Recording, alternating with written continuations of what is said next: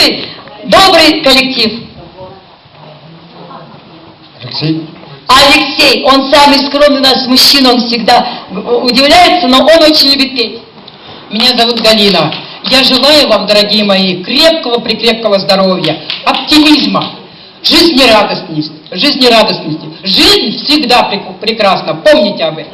Извините меня, пожалуйста, я разволновалась. Я не смогла спеть свою песню, но я рядом с вами, я вас обожаю, люблю. Я хочу вам пожелать, чтобы были счастливы ваши дети. Улыбок вам и счастья вашим детям и внукам. Анна Ивановна всегда скромничает. Так, это наша дорогая Кристина, она очень любит петь удмуртские песни.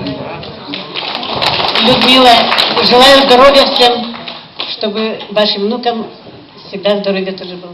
Людмила у нас новичок, поэтому еще на ней пока нет нового платья, но скоро появится.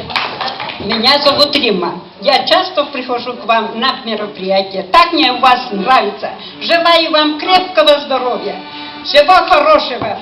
И у детей было, чтобы хорошо, в семье всегда, чтобы было мир и любовь. Наша неугомонная Нина, аплодисменты, вы Нину хорошо знаете. Здоровья, счастья, солнечных дней и верных друзей. Меня зовут Таисия. Дай Бог вам бодрости, здоровья и счастья. Так, наша Светлана, она у нас очень любит стихи, и причем знает их огромное количество. Пожеланий наших не счесть. И зачем их делить на части, если все они, сколько есть, умещаются в слове «счастье».